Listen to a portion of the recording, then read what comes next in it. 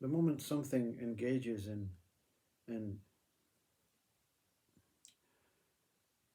information or conversing, the idea that this speaker is um, trying to share or promote or change or improve anything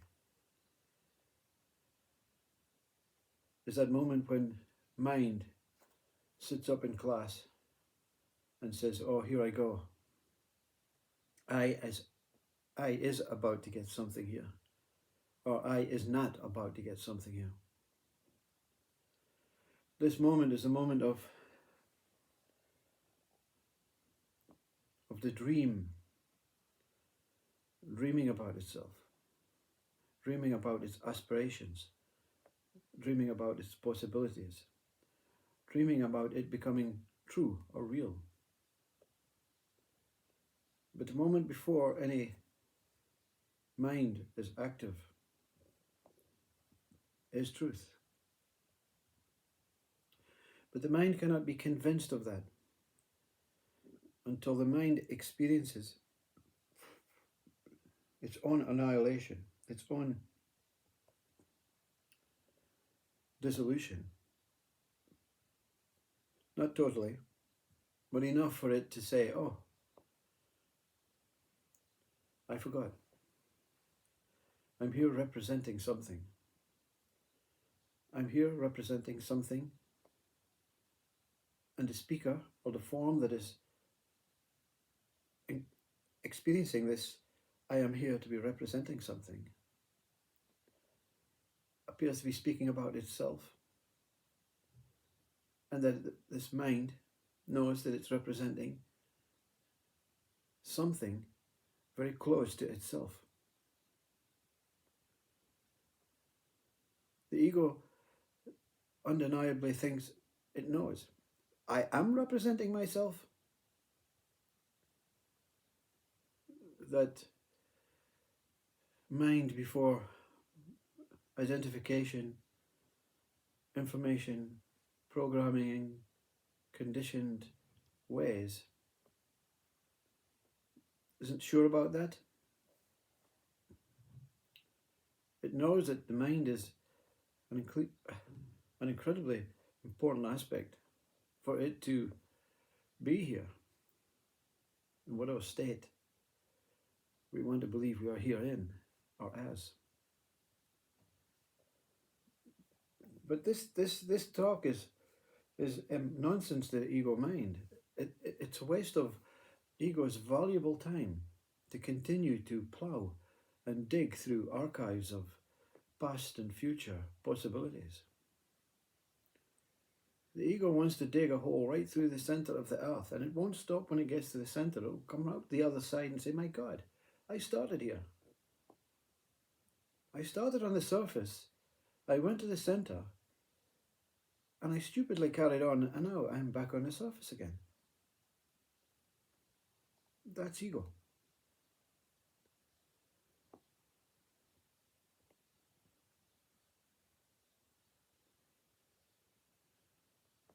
But when the mind realizes through an experience of dissolution or temporary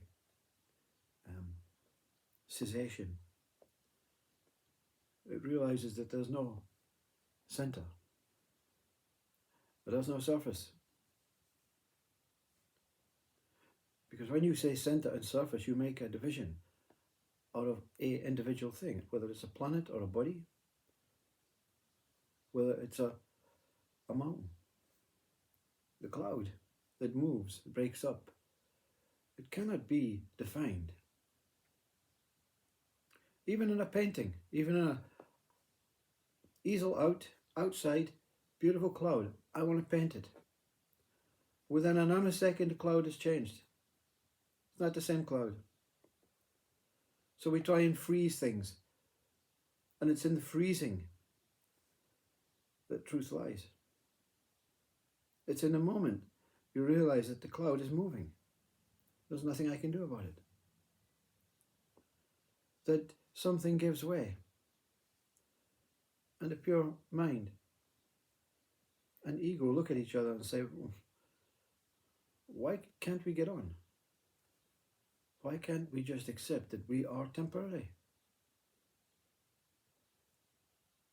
Isn't that what all the great saints and sages have discovered because they've been searching and seeking for infinite life, immortality?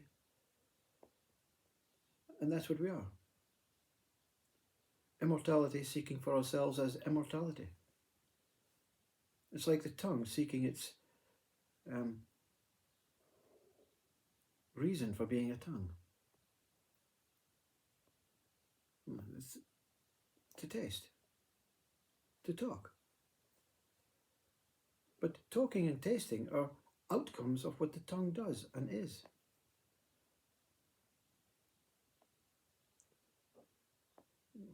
The experience of being here is all that takes place. And in the moment, that presence, that awareness, that not affected by past, future thoughts, not affected by a quality, a need, a desire, an attachment, an association, but a hope, a possible reconnection with a God that we fictitiously make up as another person or another form or another light or another energy.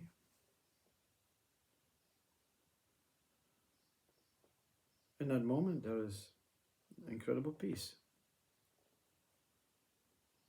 And every day you turn on your television, your radio, your newspaper, and someone somewhere within it is saying, why can't we just find peace? And all the time it's peace looking outward and inward for itself. But peace cannot be outward and inward. This moment cannot be outward and inward. It is a defining moment for all livingness, all states of mind, all states of love, all states of thoughts, all states of imaginations, all states of fantasies, all states of reconditioned or unconditioned or programmed or inherited information arises from this peace. We don't like peace, you see. The ego mind, nor even the pure mind, likes peace. It wants to be doing something. It wants to have a need, a purpose, a method.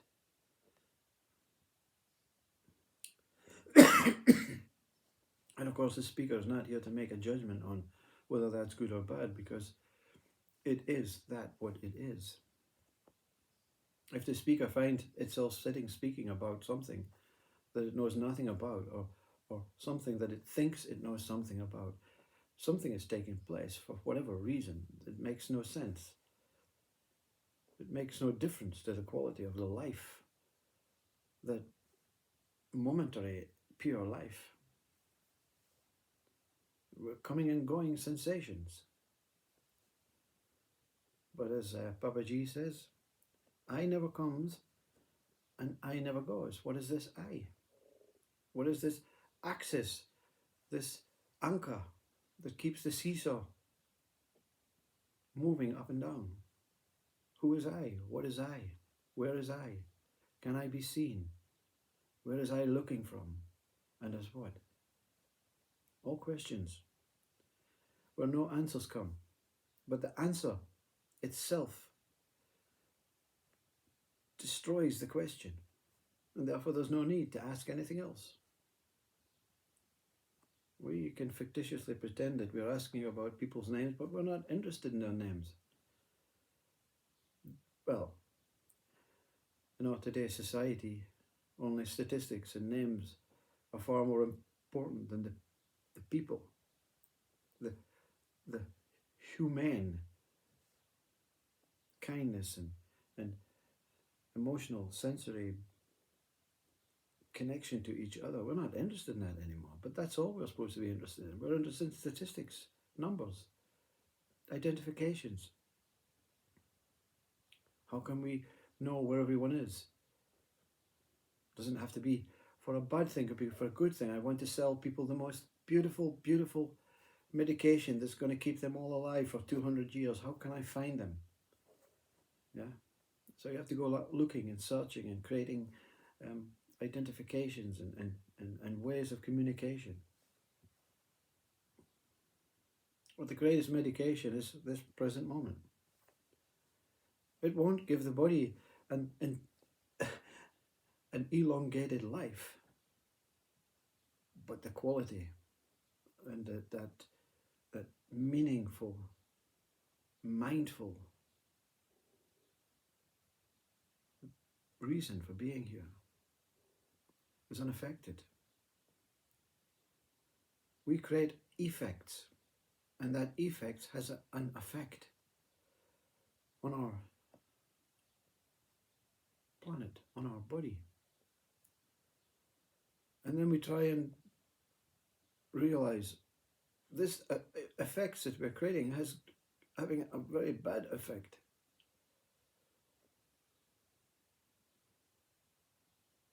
No, but so that, we're all going to die anyway. That's the attitude. The attitude of trying to elongate or trying to shorten something that is not in our hands masks the truth, masks this one moment, masks this presence, this consciousness. Again, this speaker just speaks. I don't know why. I don't know who. I don't know for what purpose. I don't know if there is anything worth really speaking about or saying other than I am. But you decide. If you need your mind, if you love your mind, if you like the challenge, the improvement, you like all the negative states and the positive states as being important for you to make some sort of stand or make some sort of memory to those that you leave behind, then that's fine. There's no problem. Millions and billions of us do it every day. Some, they simply don't participate. And others, they walk about like a rambling fool, just speaking for no, seeing, speaking, touching, listening, for no reason, for no gain.